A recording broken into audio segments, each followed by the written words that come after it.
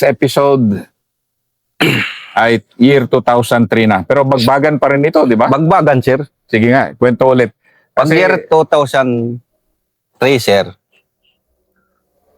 na yung si Raddolan at saka yung taga-Basilan, Raddolan, Kadapi Janjalani, yung mga pinuno ng Basilan, nakatawag sila sa pinsan ko. Sabi, nandun naman kami sa Punay, nagtatago. Parang humina-hina ang laban nung yung 2003. Pagkatapos yung nagtago-tago kami, mga 20 plus kami. Ganun na lang kaliit muna kayo, no? Oo, mga 20 plus kami. Parang nagtago-tago muna, nagpa-relax yung pinsan ko doon sa malapit sa Punay. Nakatawag yung si Raddolan sa pinsan ko. Sabi niya, kailangan pumunta ka dito sa Binuang, Talipaw. Kasi nang dito ang leader lahat. May kasama kami mga Arabo. Gano'n? Oo, ganun. Sabi ng pinsan ko, inshallah. Kasi nangdiyan sa lugar ko, bakit kayo hindi puntahin ko? Na yun na. Pagkatapos ng ilang araw, sabi na sa akin pagbukas, maghanda kayo, mag-alis tayo dito sa Punay. Ang Punay, saan yan? Estino, sir. Anong bayan? Ano yun? Panamo, sir. Panamo? Panamo, sir. Doon kami nagtatago. Second district. Katapos yun, sir, 20 plus lang kami. Naglakad na kami papunta doon sa, ano ba yan, yung Mahala. Pero believe din ako sa'yo na solid yung, talaga ikaw talaga yung Oo, sir. body, pinsan ni Mujib talaga, no? Kasi, hindi ko talaga siya maiwasan, maalisan kasi mayroon talaga na tulong niya sa akin na sobra talaga na ang buhay ko. Sir. So talagang yun yung utang na loob mo Utang na loob ko sa kanya. Pagkatapos yun, sir, doon na kami sa Budmala na nagtawag na si Raddolan na nasaan na kayo? Sabi, nandito na kami sa Budmala, papunta na kami dyan sa inyo. Yung paghapon, sir, tapos namin kumain doon sa Mala, lakad na kayo papunta dito dyan sa Binuang. Malapit din siya, dyan sa tubig, dyan sila nakapwesto. Yung kalaban? Oo, yung tropa? si Raddolan siya. Hindi siya nakadapi. Punta namin doon, parang may dala silang Arabo, pagkatapos may training. Nagtitraining sila dyan. Training mga karate. Yung Arabo ang trainer? Arabo, yung kwan nila. Arabo, yung training, mga mag-ano ng baril, mga magkandak ambos. Yun ang nakita namin pagdating namin. Sabi ni Kadapi Janjalani kay Mujib, kung may mga tao ka dyan gusto mag-training na magkandak ambos, yung mga ng mga mortal, yun.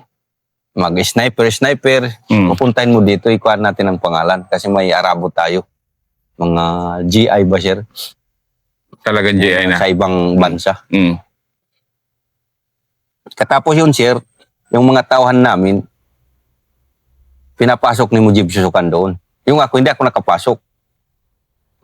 Yung training nila, mag-mortar, magpaputok ng mga M23, magkandak ambos, parang magbuno-buno, parang maglaban-laban. Pagkatapos yun, sir, parang nag-graduate din sila madali. Yung first bat, mayroon nag-graduate na first bat. Pag-graduate ng first bat, pero ang mga tawahan namin hindi pa nakagraduate, second bat. Ang first bat na yun, wala kaming tauhan doon nakasali. Pagkatapos nag-graduate na, sir. Pag-graduate na yun, parang kwan na sila yun. Alam nila na yung mga lahat ng taktik. Sabi ni Kadapi Janjalani at saka si Raddolan, kung may mga maambus tayo dito sa Talipaw, alam mo, ano natin yung first bat na ito. Kung paano lumaban. Parang test mission. Yun. Pero si observation mo naman kay Kadapi noon, ano man style niya, paano siya magdala ng tao? Kasi yung kapatid niya, si Abdul Razak, medyo ibang maliit style. lang tao si Kadapi Janjalani. Pugi na tao, sir. Anong style naman niya? Parang simple lang siya, sir. Parang ano lang siya magsalita. Bihira lang siya magsalita. Matipid. Matipid magsalita. Marinig ko lang magsalita kung mag-ano sila ng mga lahat ng commander. mag-compare sila ba kung baga sa sundalo. Mm. Yun lang marinig ko ang kwan. Kung mga kwan, nagbabasa lang siya ng mga Quran, Ganon. nagbabasa lang makita ko. Kwan siya, bihira siya mga mag-joke-joke, hindi katulad ni Mujib Susukan. Dahil, Mag-joke-joke siya sa mga tauhan niya. Parang ma-joker siya ba, sir? I-robot kasi Mujib Susukan, parang ma-joke-joke siya. ganon. Pero si Gaddafi, seryoso. Hindi talaga seryoso, nagbabasa lang ng Quran. Yun na, sir, pag umaga yun, sir, naligo sina Mujib Susukan at saka sina robot. Naghanap ako, sir, kasi nakapunta ako dito sa Maybong na malingki kami. Sabi ko, saan na yung si Mujib? Sabi niya, may lakad siguro yan kasi nandun naligo. Na hindi man ako pwede kung hindi ako, lahat ng lakad niya kung hindi ako makasama. Kasi kung may mga baka matamaan siya, ako lang ang... Ganon Oo, talaga yun yung ang kwan mo naisip rin ko. sa kanya. Oo. Baka bakbakan na naman kung ibang tao, baka iwan siya. Yun ang mga naisip ko sa kanya. Pag share doon, sabi ko, may lakad daw kayo. Sabi niya, huwag kang magsama. O, dito ka na sa lugar. Magkuha lang kami. Hindi siya nagsabi na may mission sila na kandak-ambos. Si Oo, Mujib. Si Mujib. Oo. Sabi ko, magsama ba ako?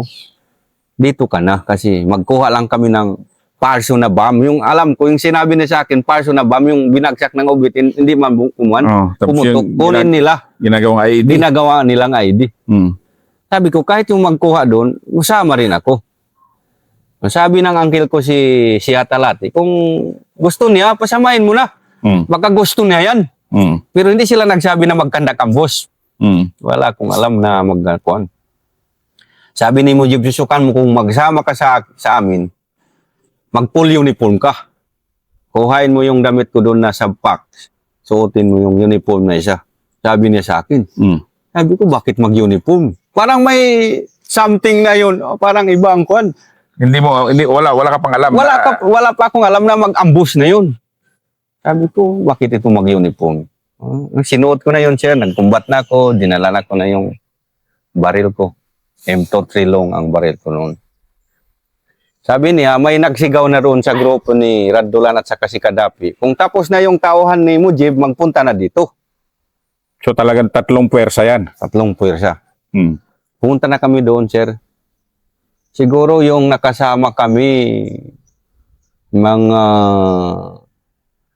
siguro mga 10 lang ang grupo ni Mujib. 10 lang kami. Yung sa kinaradulan. Kandarado lang. Basta ang pagpunta ko doon, nakalinya na sila, sir. Yung kay Gaddafi, yung kay Radulan. Kami na lang ang dalawa yon, si Robot at si Mujib. Nag-combine na. Nag-combine na kami. Sabi nila yung grupo ni Mujib at saka si Robot, maglinya na dito. Sabi ko, bakit ito maglinya? Parang iba na ang naisip ko. Pagkatapos nagsalita na doon si Gaddafi Janjalani. O sinuplayan kami ng isang magi at isang biskuit. Isang magi at sikang biskuit at saka isang parang Diyos yung gisto ba yun? Sesto. Oo, sisto, sir. Parang sinuplayan kami ng ganun. Yun lang. Oo, yun lang. Ano pa ito? Tapos nagsalita na, doon ko na naalam, sir, na magkandak ang boss. Nagsalita na si Gaddafi. Kung ganito ang daan, dito kayo lahat. Pagdaan ng sasakyan ng sundalo, ang ipaputok ay 90 RR.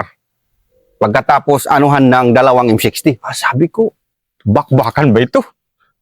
Nasabi ko sa kasama, kasi yung mga baril namin, parang konti ang mga bala pa. Kasi marami na kaming encounter na daanan. Parang kumunti na ang bala namin. Sabi ko sa kasama ko, bakbakan ba ito ang puntahin natin? Maghiram tayo sa kasama natin na hindi makasama na mabala, yung important mo yan, sabi ko sa kasama ko, iwanan mo. Mag-M23 tayo lahat kasi bakbakan ito. Sabi ko kay Tawing, hiram mo yung M23 mo sa mga tawa natin kasi mga bala, magkuha ka doon sa tawa natin na hindi makasama. Kasi bakbakan ito yung puntahin namin. Ano na kami, yung mga putsis namin, mga kinang bala lahat. Sabi na ganito, yung pagbala, withdraw assault. Withdraw assault yung cancer. Withdraw assault. Yung mission. Kasi yung ganito, Ano ibig sabihin ng withdraw assault? ganito sir, yung kwan. Sabi, kasi daan dyan ang mission dyan sa bandang, sir. Sa bandang. Sabi ni Kadapi dyan Jalani, withdraw assault. Kung maputukan nino ng 90RR ang 6x0 Chai Mike, direct nun akyatin. Kuhay ng baril, bala, direct withdraw assault. Assault kaya withdraw na kayo, direct. Mabilisan lang. Mabilisan lang. Sabi ko ganun, parang delikado tayo. Kasi bakal. Bakit hindi ka ba nang-aambus nun? Hindi ka pa nakaranas ng... Hindi pa ako nakaranas ng ambush kasi ang naranasan ko parang man-to-man lang. Ano lang, Oo. ang tawag namin doon, meeting engagement. Pukwan. Oo. Ito, ambush talaga. Ambush, oo. Na hindi pa ako kasi ang ambush siya malapitan. Sabi ko sa kasama ko, delikado ito. Ano na kami, sir? Yung gabi na, naglakad na kami. Pupunta doon sa bandang. Kasi wala pa yan tao dyan. Pero anong alam nyo, truck at saka bakal yung ambusin nyo? Yun ang mission, sir. Sasakyan ng tropa. Pagpunta namin dyan, labas ng bandang, marami na mga jeep, nakatago pa rin kami sa gilid ng daan. Pagkatapos, sir, nakita ko yung dyan sa bandang, may tao sibilyan yun. Dyan sa bandang. Sabi ko sa pinsan ko, parang may sibilyan dito. Delikado ito kung magputukan tayo dito ng sundalo, kawawa ang sibilyan, delikado masabayan sila ng kwan. Ganon din yun. Talagang kinoconsider nyo rin ang civilian. Delikado ito. Katapos kamag-anak natin. Sabi ni Mujib Susukan, hindi tayo dito. Doon tayo sa gitna talaga ng bandang, sa school ng bandang. Na pumunta na kami doon sa bandang talaga. Sa muski ng bandang yan.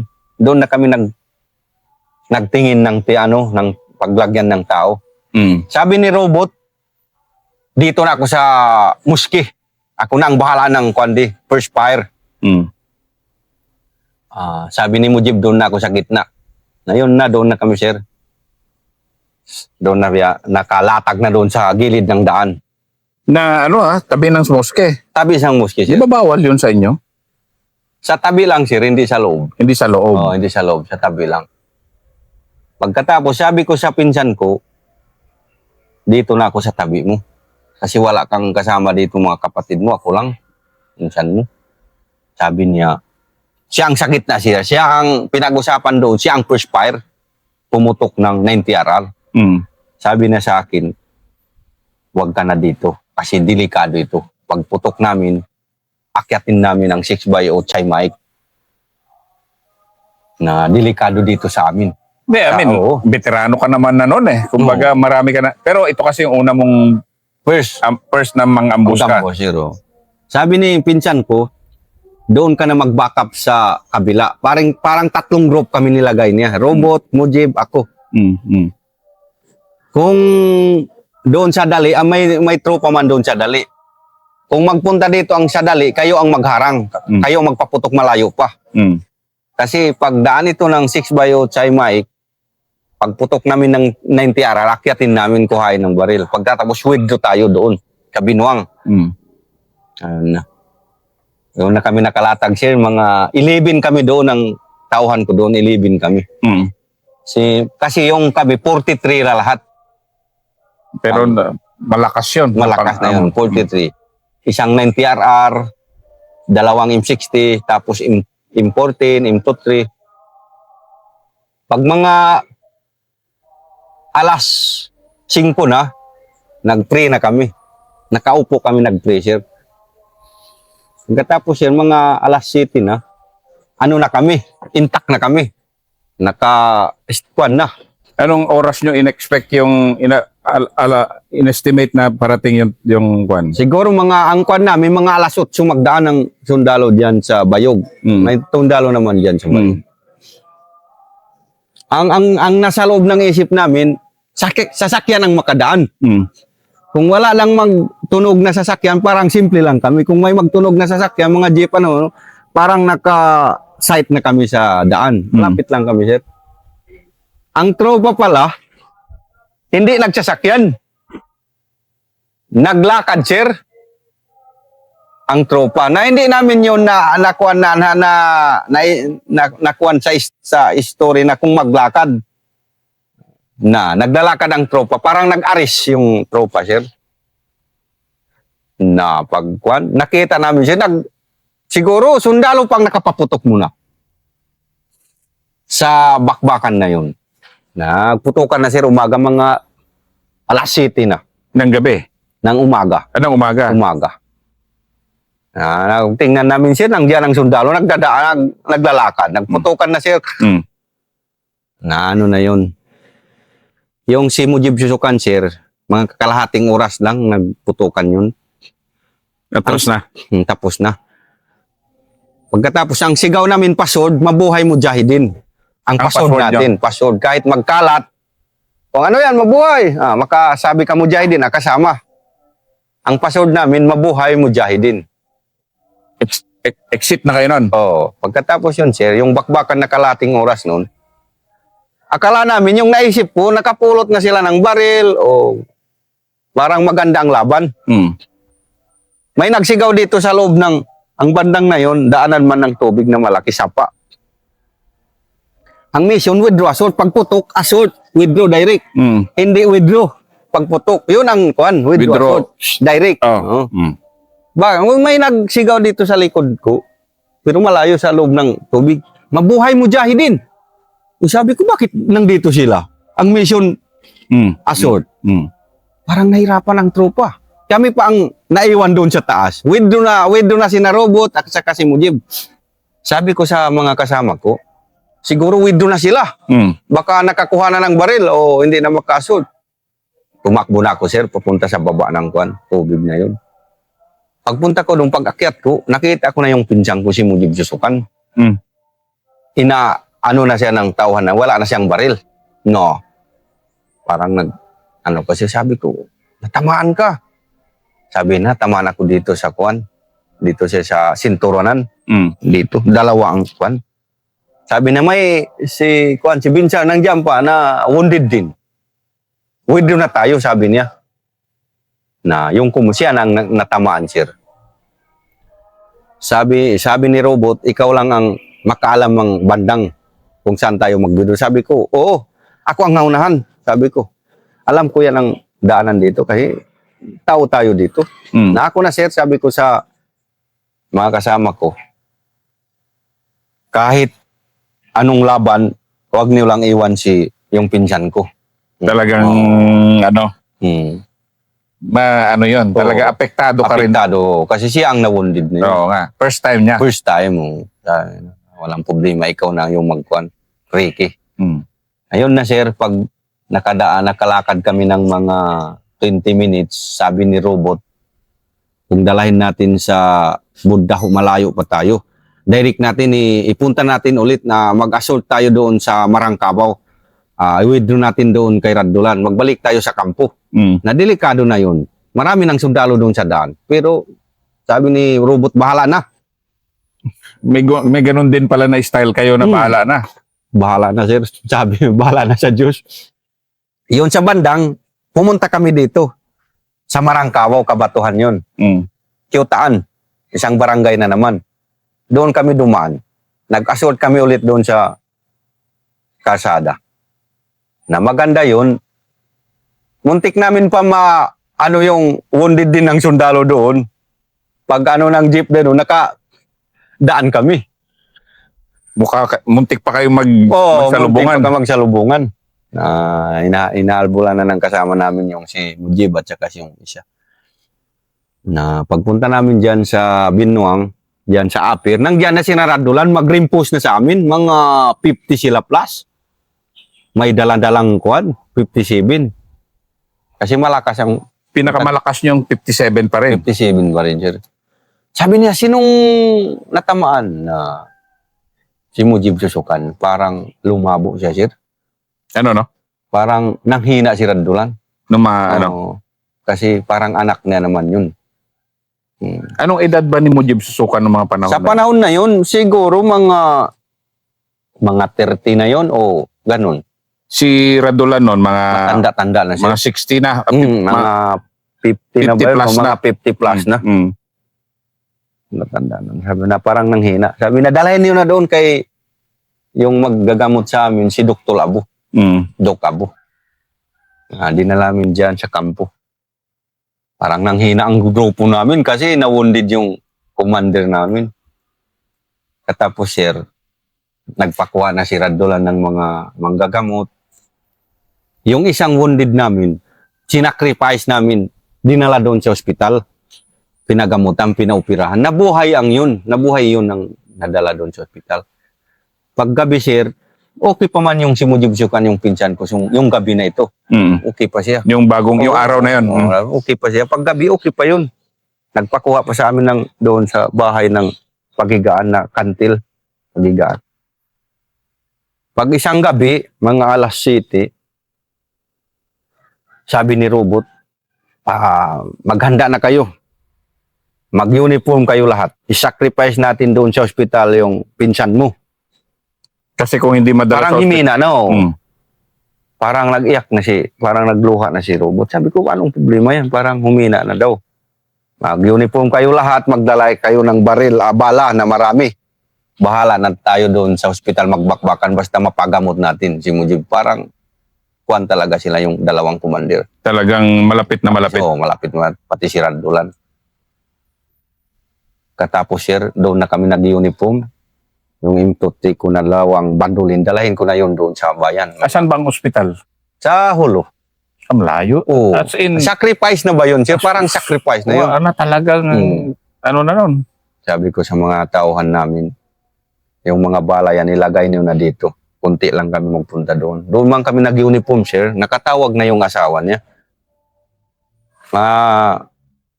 Pinsan niya, Robot, alin na kayo. Parang humina na ang kapatid niyo. Na pagpunta ko doon, sir, parang wala na talaga kwan. Dito ang kwan niya. Wala na. Wala na.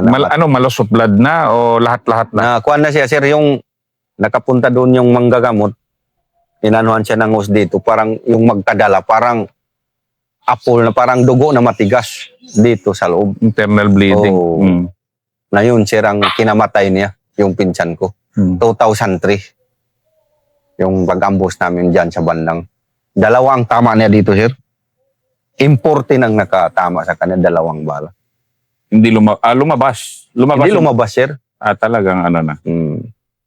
Na yun na, sir, pag mga alas 8-9, sabi ang asawa niya, ilibing ninyo na. Ano?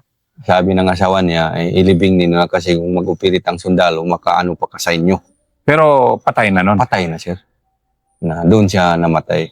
Si Mujib Sukan, 2003. Tapos, sir, sabi ng uncle ko si Hatalati, kasi commander man ito, maganda ilibing natin sa gitna ng kwan, yung walang kahoy, parang hindi pag tataniman ba, hindi pag hindi simenteryo ba, hindi doon natin itanim kasi mahukay ng sundalo, ang sabi ng uncle ko, kasi commander ito, kuhain ito ng sundalo.